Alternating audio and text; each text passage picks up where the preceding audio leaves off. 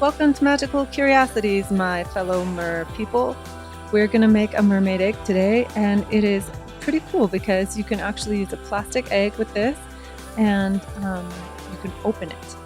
It took me a minute to figure out how to make a openable egg that wasn't just for decoration but also to put things in. You can have it be a surprise egg, so that's pretty cool about this. And it's made out of hot glue, so something most of you have around. Let's get started and I'll show you how to get this going.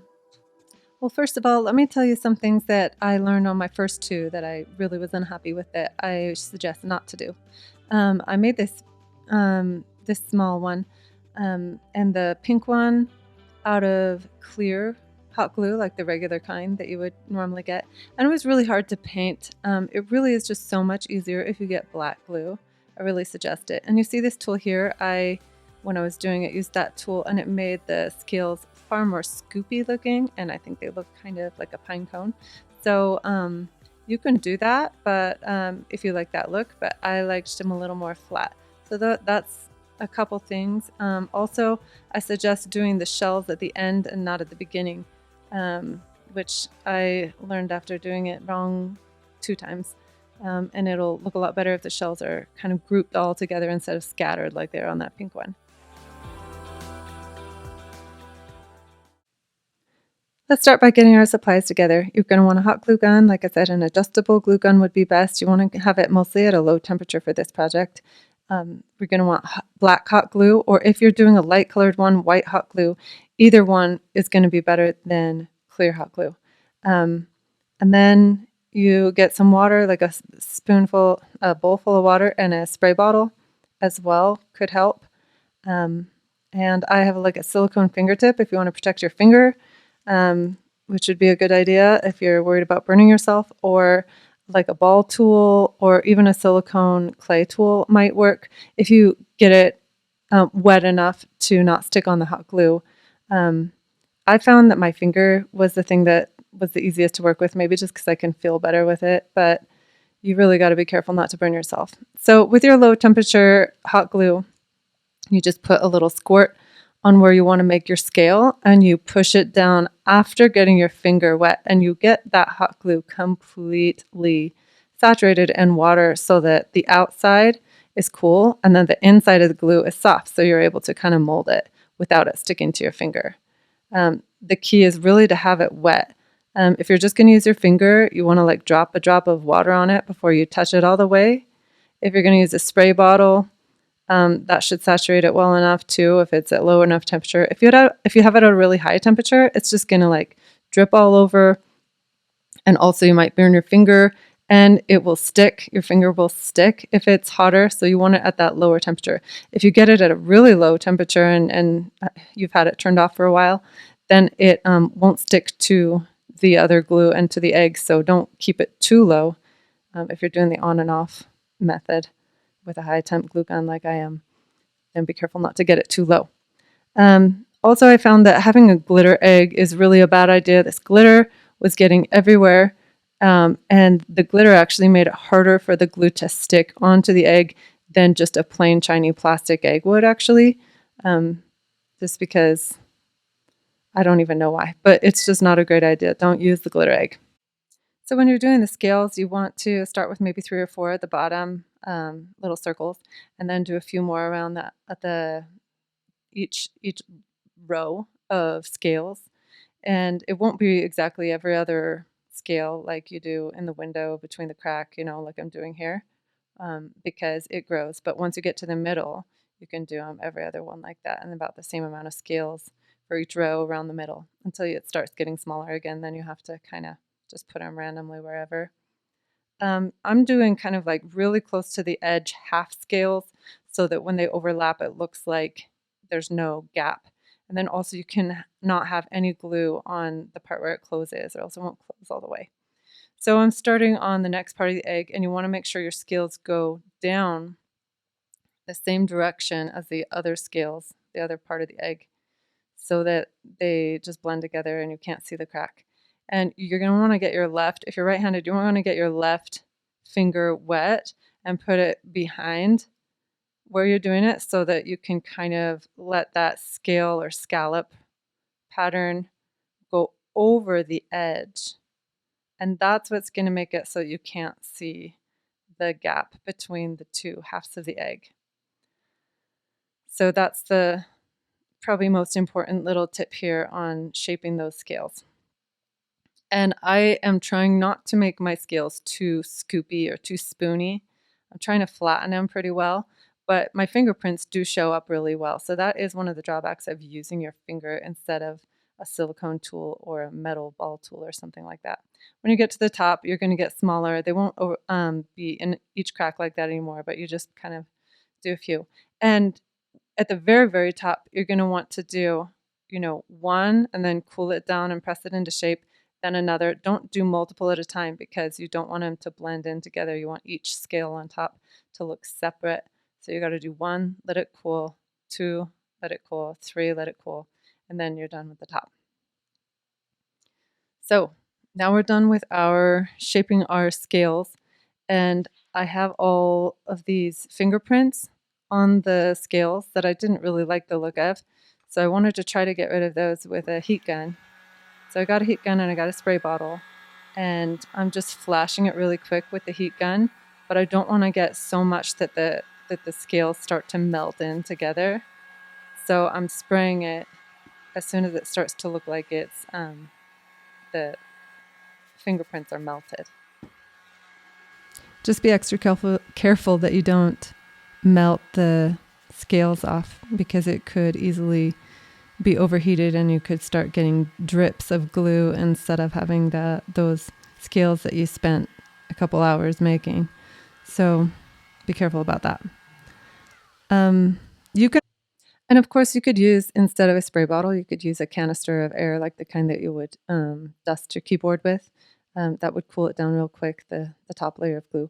Or even put like ice in your spray bottle to keep it nice and cool, so that it cools it down really quickly. We're putting shells on it now. This is not necessarily something you have to do. You could even have it be a dragon egg if you don't have the shells on, kind of like the Game of Thrones dragon egg. But I'm going to do shells on mine, and I like them all squished together and sort of a diagonal across the egg. I did the first one with them kind of randomly put all over the egg, and it just looked really sloppy for some reason when I did it that way. So this is the way I chose to do it this time. And you might want to choose your color of shells depending on what color you plan on doing your egg. If you have like a light color of scales, you might want to have more darker shells. And I have kind of a darker scales. They're going to be brightened up when I paint them, but they're darker scales, so I've got these lighter shells on there. You could even like paint the shells too. That could be fun. And another thing that I didn't show here is pearls. It would be fun to put pearls on, but if you're doing glass pearls, you don't want to just stick the pearl in, because the glue has to go all the way around that pearl to get it to go in. Hot glue is not real glue. It's just hot plastic. So there's not anything really keeping it on. It's just like this slippery piece of glassy pearl that will just slip right out unless you have so much covering it that it is encased. And then you don't see much of the pearl at all. So if you're going to do pearls, you need to put a wire through your bead and stick that wire hidden somewhere in the melted hot glue. I didn't do pearls on mine, so you don't see me doing that. I do have these plastic gems that I'm putting all over it to make it sparkle. And one trick about using these plastic gems is you cannot reheat them with a heat gun. So if you feel like you are going to want to use a heat gun again, which is a nice thing about hot glue, is being able to change things with a little heat gun, you might want to use glass ones. And the other thing is, when you paint too, if you get paint on these plastic gems and you have to remove that paint later with a fingernail polish remover or acetone, it will ruin the gem. It will make the gem look foggy and even dissolve some of it, making it look more rounded. And it's just really ugly. So just don't get paint on them when you're painting. If you do, wipe it off with water. And otherwise, you could just use glass gems. They do look better. They look clearer.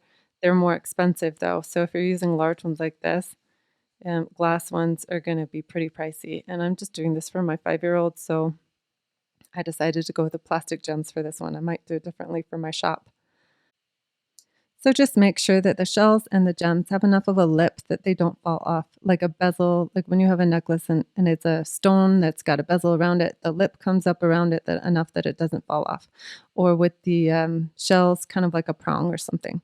Okay, then we're going to paint it with this matte black acrylic paint, just a regular craft matte paint. And I get a tiny one, a tiny nail polish, paintbrush, and stick in all the cracks, and then a big, large, fluffy brush to get in all the cracks of the seashell, not the seashell, the scales. And the matte looks so much better than the shiny. That's why we're going over it, and it'll just help all the other paint adhere better to have matte too. It's better at adhering. Spray paint adheres best, but when you've got all these shells, I really just think it's easier to just go with the acrylic and do a really good coating at the end. Then I've got this Inference Green. I got it at Joann's in the art section. I love their Inference Green and all of their Inference colors. And I paint over the whole thing again after the black has dried with the Inference Green. And I don't worry too much about getting in every single crack, but I cover most of it. It's not just a dry brush, it's covered most of the way. You could just dry brush it if you want more depth. And I get in all the cracks where all those little bits of glue are coming up in between each shell and each gem. And then each time that I get some paint on a shell, I wipe it up with water right away because it is so much easier than trying to wipe it up later with nail polish remover. And like I said, the plastic gems will get ruined that way.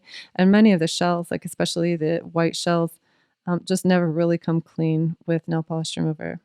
So I've got the blue Inference now, and I am dry brushing over the top, just the highlights with the blue, just so that it has more of a kind of a color change looking to it. It looks kind of bluish and green instead of just the green. And I think it would also look great with like some sort of glitter, but I decided not to do glitter on this one. But I did on some of the others. One nice thing to do is nail polish, but it does stink and you need to wear a mask or do it outside. And then you're going to want to spray coat it, but you have to put like some sort of tape or something over the gems so that they don't get a spray coating over it, but I do like to do some sort of spray varnish over the top. And that is really it, you guys. I really hope that you have fun with this. You can make these for so many different things just for fun or for your friends who love mermaids or birthday parties. Or I know a lot of people do mermaid bachelorette parties, so that would be a great thing to put some little party favors in and things like that. And I'm going to use mine for Easter because I have crazy Easter eggs at Easter. I'll be doing a lot more eggs this month in preparation for Easter, and they will all be magical themed, of course. And please check out my channel, like and subscribe. Click that bell so you can see when I put up a video, and I will see you later.